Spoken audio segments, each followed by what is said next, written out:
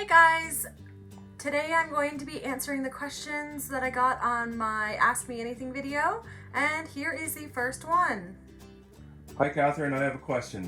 How do you stay motivated on your medical medium protocol? I mean, like, how do you handle temptations and stay on target with eating healthy? There are so many yummy foods out there. How do you just say no? Personally, I struggle with this, especially sweets. Well, I guess basically it was a decision. I made a decision when I started keto, really, that I was going to try anything. So that was several years into my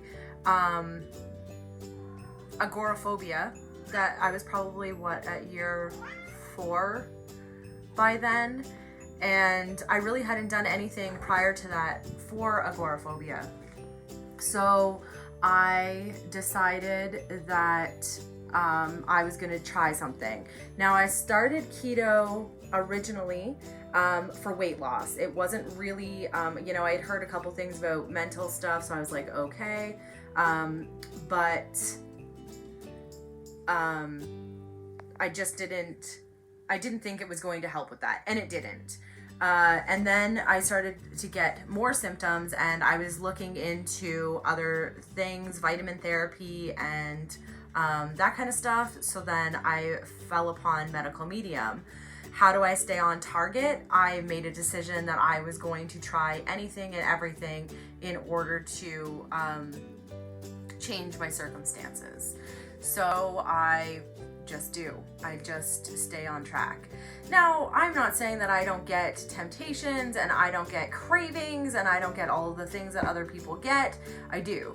But I try to make them medical medium compliant. So like if I have a sweets craving or something like that, that is for sure meaning that I don't have enough glucose in my body. And that is what medical medium says. So that means I don't have enough sugar in my body. And by sugar, that's not refined sugar, that is fruits mostly. And when I am going to cheat, I'm going to cheat with things that are not so bad. So I love dates and peanut butter. They taste like Reese's Pieces to me.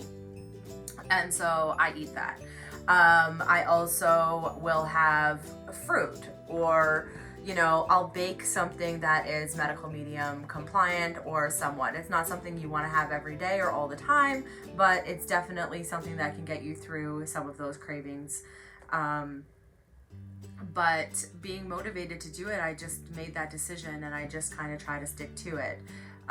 It's like absolutely anything in life. So if you decide to do an exercise regime, or you decide to go on Weight Watchers or Jenny Craig or all those things, it's making a decision and just following through with it. Yes, it takes some willpower to stay the course or to stay the long term. But that's how I did it and do it. So hopefully that answers your question. Thanks. Would you still consider yourself housebound? Good question.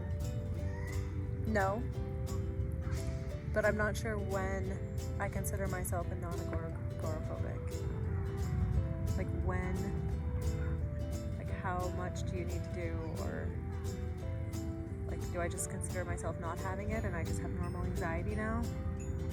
Or do you always have it like an alcoholic?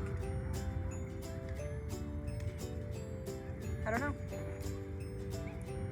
We're just going to be thankful that I don't have it right now. That's right. When do you think you'll drive the truck on the road? I don't know. Not in a parking lot. No idea. I guess just take it step by step like I have been doing, and when it feels like I can go further, I will. Sorry, what did you mean by that's where it started for you? Before agoraphobia, or kind of when my anxiety got really bad, the very first thing that I stopped doing was driving, pretty much. It's been a lot longer than my agoraphobia. Probably 5 years longer. Or maybe not quite, but close. So driving is definitely something that I'm more anxious about than some other things that I've been doing. The question is, I'm agoraphobic. I'm wondering how you made it out, or how you made yourself go out for the first time. Well, the year, it's kind of a process, I guess. The year before, now, so last year, last summer, we were doing small trips around the neighborhood. We would just get in the car and go around the neighborhood. So I guess I should back up even more than that. So I was hospitalized for agoraphobia in 2018, February. And I decided that that wasn't the route that I wanted to go, and that wasn't the route that was going to help me. So we moved in with my parents so that I could have a little bit more support, and I started going out. So by that, it was very short, because at that time I still couldn't really leave the house. I still could only get to the end of their fence line, and then I would slowly make it to the mailbox, and then I would slowly extend my walking zone, and I would just do a little walk every day. And then that summer it extended into short drives just around the neighborhood and that kind of thing. And then all of last winter I did not go out again. I was back to not leaving the house.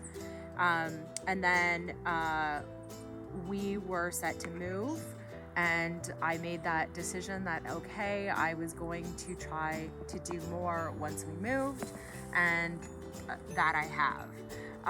To make that first step, honestly, it's a decision, but I really feel like there was other things going on at the same time. I think that,